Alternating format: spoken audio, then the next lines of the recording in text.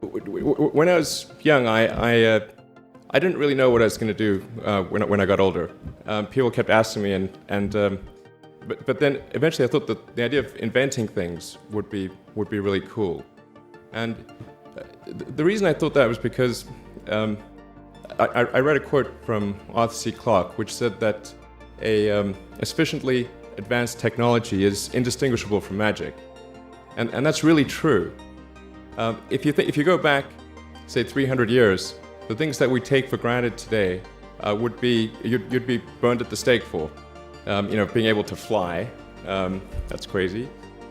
Being able to see over long distances, being able to communicate, having effectively with the internet a group mind of sorts, and having access to all the world's information instantly from almost anywhere on the earth.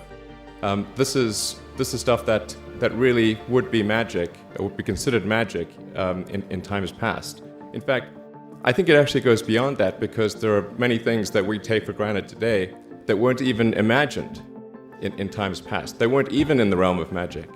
So it actually goes beyond that. So I thought, well, if I can do some of those things, basically if I can advance technology, then that's like magic, and that would be really cool. And I also had sort of a slight existential crisis, because I was trying to figure out what does it all mean? Like, what's the purpose of things? And I came to the conclusion that if we can advance the knowledge of the world, if we can do things that expand the scope and scale of consciousness, then we're better able to ask the right questions and become more enlightened, and that's really the only way forward. So I studied physics and business, because I figured in order to do a lot of these things, you need to know how the universe works, and you need to know how the economy works. And you also need to be able to bring a lot of people together to work with you to create something, because it's very difficult to do something as an individual if it's a significant technology. So I originally came out to California to try to figure out how to improve the energy density of electric vehicles, basically to try to figure out if there was an advanced capacitor that could serve as an alternative to batteries. And that was in '95, and that's also when the internet started to happen.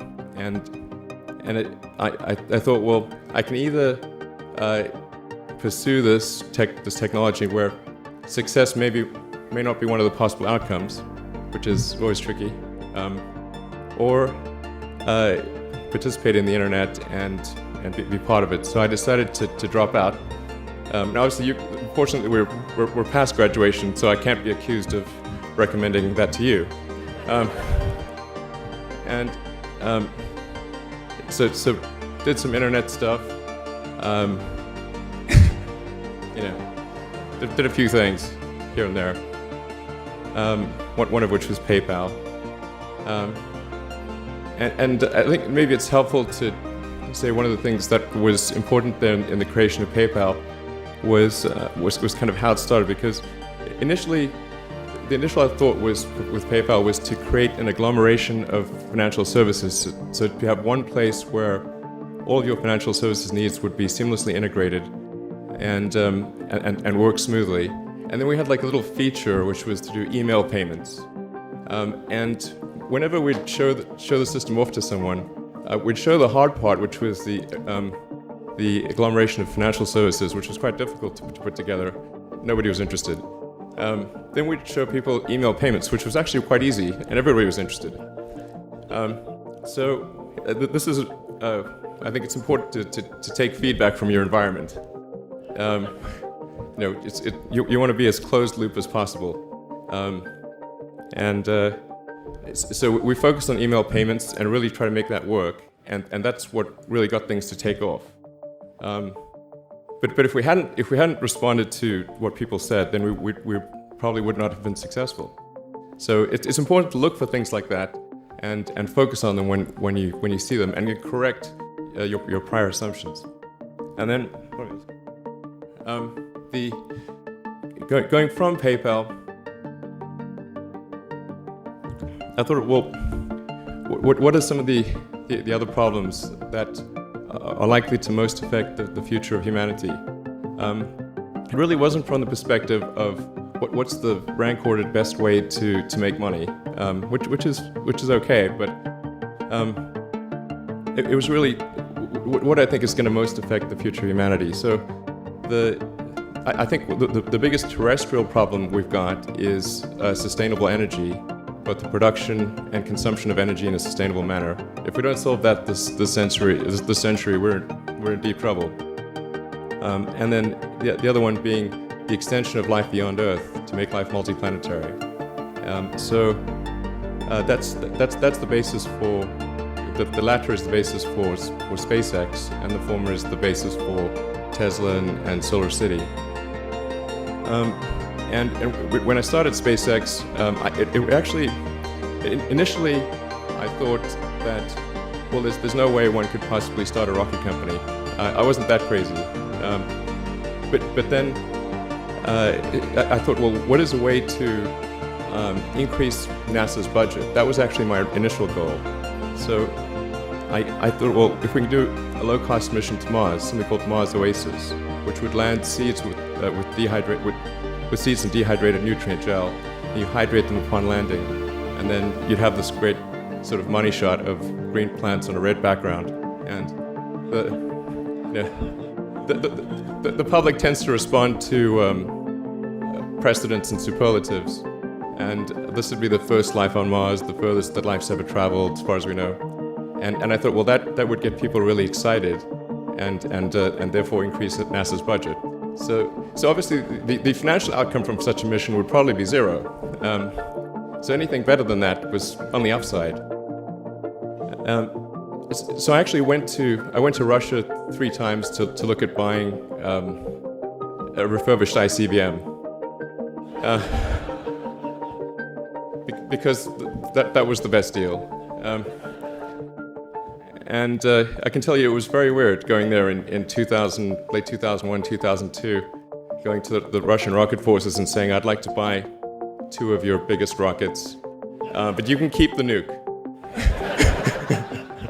That's a lot more. And that was 10 years ago, I guess, so they thought I was crazy, but I did have money, so that was okay.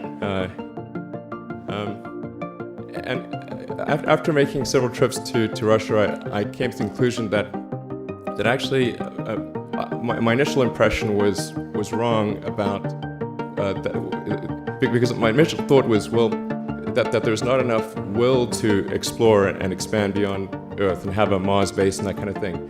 But I came to the conclusion that was wrong.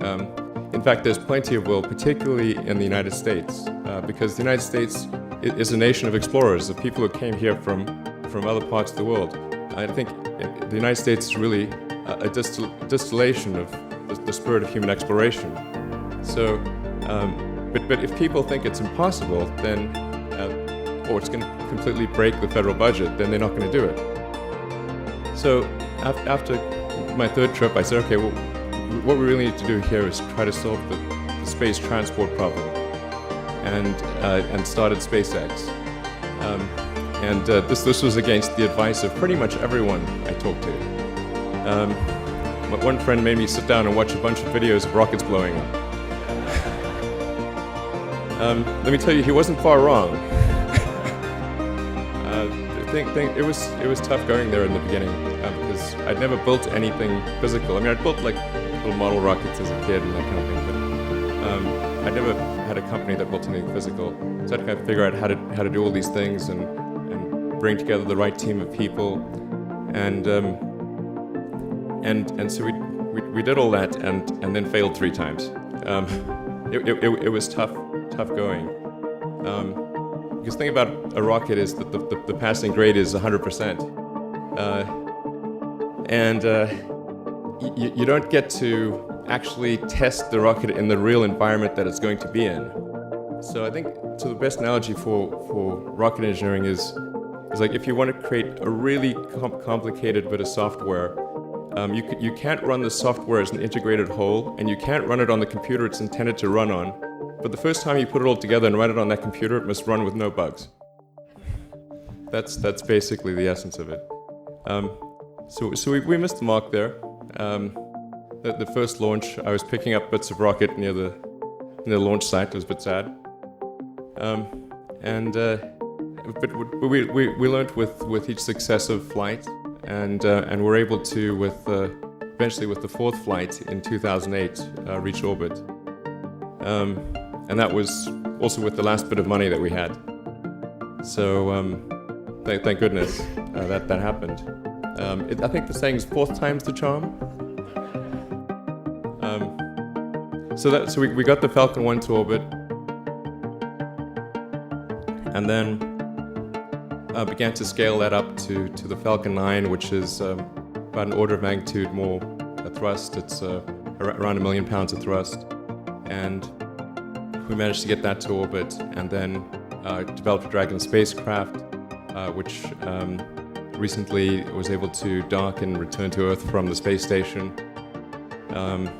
That was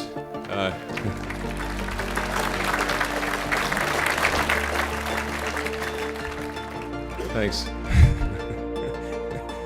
That was a white-knuckled event. Yeah, it's a huge relief.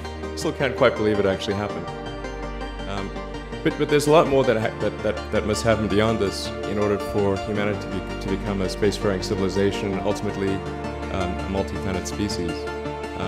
And that's something I think it's vitally important, and I hope that some of you will participate in that, either at SpaceX or at other companies, because it's just really one of the most important things for the preservation and extension of consciousness.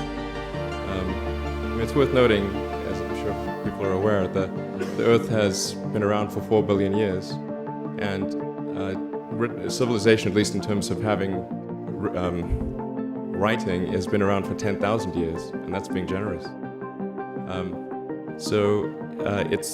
It's really it's somewhat of a tenuous existence that civilization and consciousness, as we know it, has been on Earth.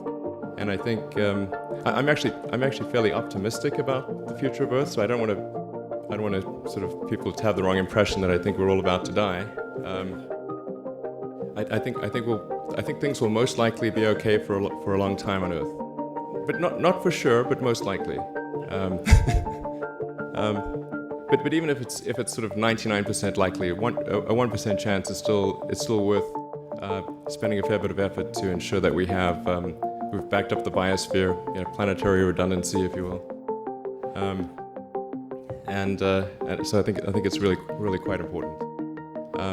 And in order to do that, there's a breakthrough that needs to occur, which is to create a rapidly and completely reusable transport system to Mars, which is one of those things that's right on the borderline of impossible. But that's sort of the thing that we're going to try to achieve there with SpaceX. And then on the Tesla front, the goal with Tesla was really to try to show that what electric cars can do, because people had the wrong impression. We had to change people's perception of an electric vehicle, because they used to think of it as something that was slow and ugly and had low range, kind of like a golf cart.